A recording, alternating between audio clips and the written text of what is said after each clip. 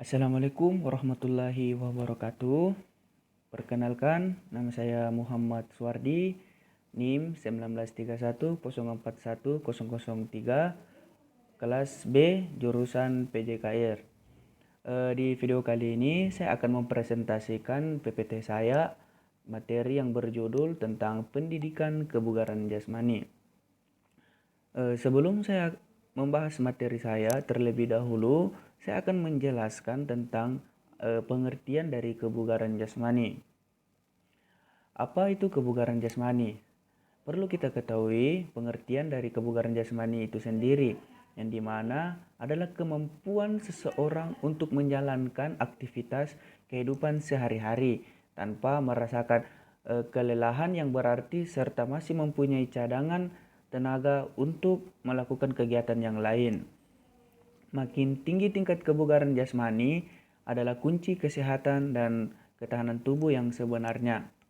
Oleh karena itu, beberapa orang rutin melakukan berbagai latihan kegiatan fisik seperti olahraga, serta tubuh akan menjadi fit dan tidak mudah terjangkit penyakit.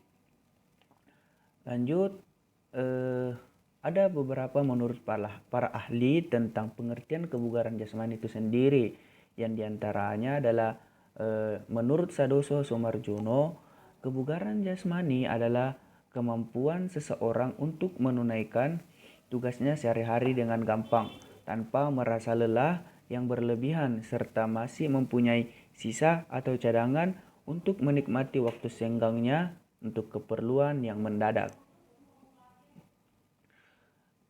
Dan kedua itu menurut Agus Muklolit MPD. Ia menyatakan bahwa kebugaran jasmani adalah kesanggupan dan kemampuan untuk melakukan kerja atau aktivitas mempertinggi daya kerja tanpa mengalami kelelahan yang berarti atau yang berlebihan. Jadi kita dapat menyimpulkan di sini bahwa kebugaran jasmani itu ialah kemampuan seseorang yang dimana kesehariannya melakukan fisik tanpa merasakan lelah yang berlebihan. Seperti itu. Kita juga perlu mengetahui fungsi kebugaran jasmani. Di sini fungsi kebugaran jasmani itu sendiri yaitu mempunyai fungsi yang sangat penting bagi kehidupan kita sehari-hari. Jasmani berfungsi untuk meningkatkan kemampuan kerja bagi siapapun yang memilikinya sehingga dapat melaksanakan tugas-tugasnya secara optimal untuk mendapatkan hasil yang lebih baik. Nah, di sini juga kita perlu mengetahui ada beberapa tiga golongan fungsi khusus dari kebugaran jasmani itu sendiri. Yang pertama, golongan pertama itu yang berdasarkan pekerjaan.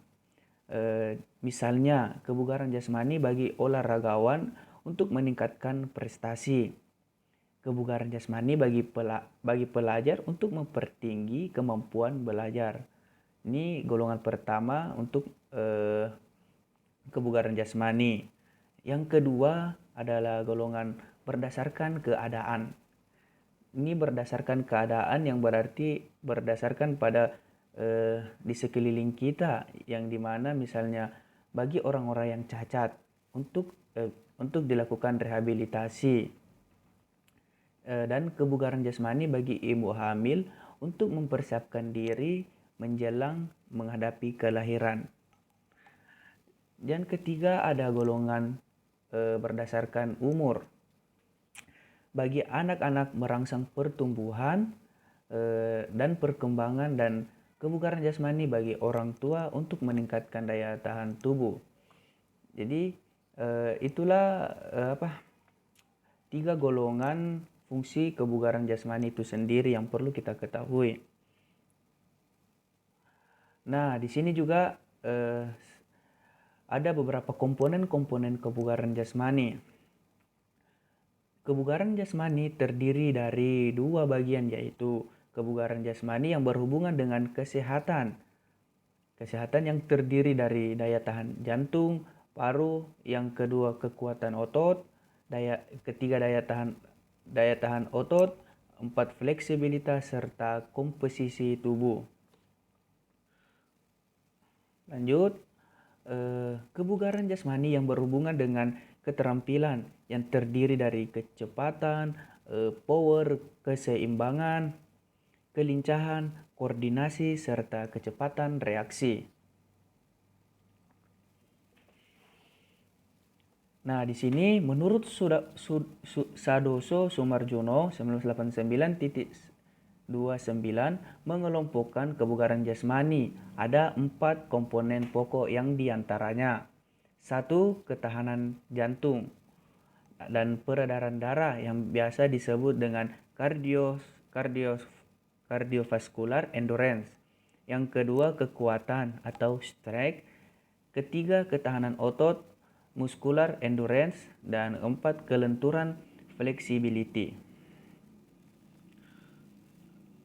Di sini juga kita perlu mengetahui cara meningkatkan kebugaran jasmani. Nah, untuk peningkatan dan pemeliharaan kebugaran jasmani tidak terlepas dari latihan jasmani yang membina keseimbangan unsur kebugaran jasmani. Untuk membina atau memelihara kebugaran jasmani, salah satu caranya adalah dengan melakukan latihan fisik atau latihan jasmani.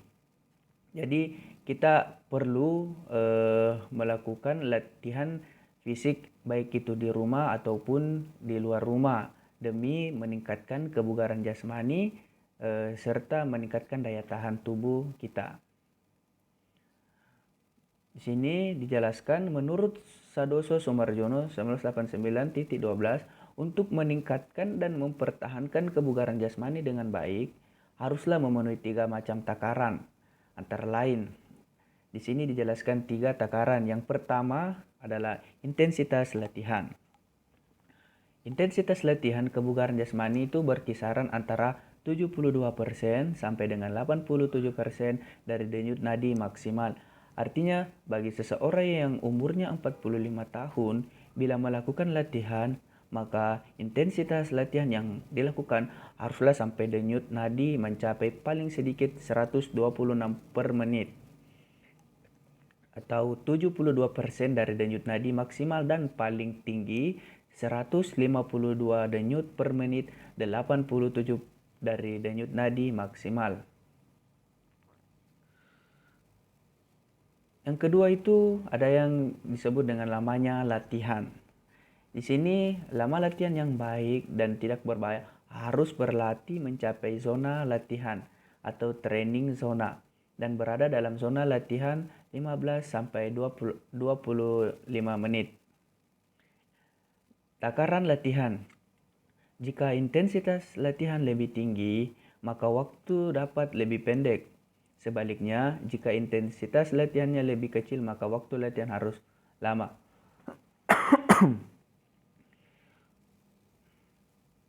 Lanjut, di sini kita juga perlu mengetahui bentuk-bentuk latihan kebugaran jasmani.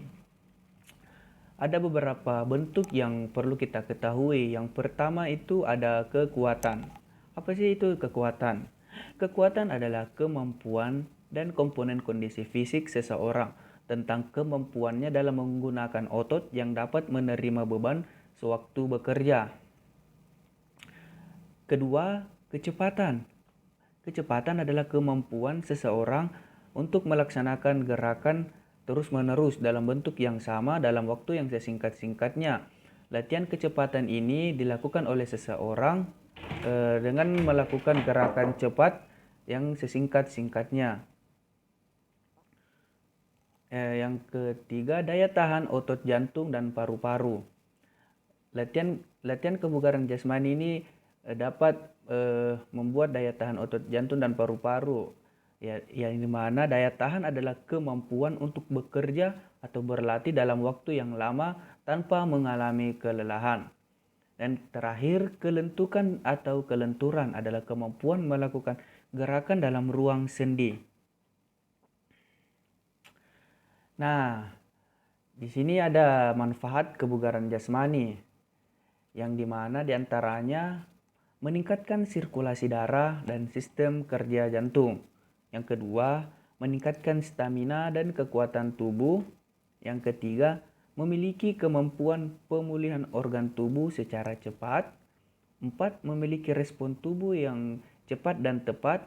5. Mengurangi risiko kelebihan berat badan atau obesitas. Nah, bagi teman-teman yang mempunyai berat badan yang berlebihan, tidak salahnya jika melakukan latihan kebugaran jasmani itu sendiri demi menjaga tubuh yang ideal serta mengurangi risiko obesitas itu sendiri. Yang keenam, mencegah penyakit jantung. Ini adalah salah satu juga manfaat dari kebugaran jasmani agar terhindar dari penyakit jantung, yang dimana kita ketahui bahwa penyakit jantung itu adalah salah satu penyakit yang sangat berbahaya, karena itu adalah salah satu organ tubuh vital bagi tubuh manusia. Yang ketujuh, menurunkan tekanan darah tinggi. Bagi teman-teman yang mempunyai tekanan darah tinggi ataupun biasa kita sebut dengan hipertensi, alangkah baiknya kita melakukan latihan kebugaran jasmani itu sendiri. Tetapi kita harus melakukan dengan takaran yang lebih fleksibel, tanpa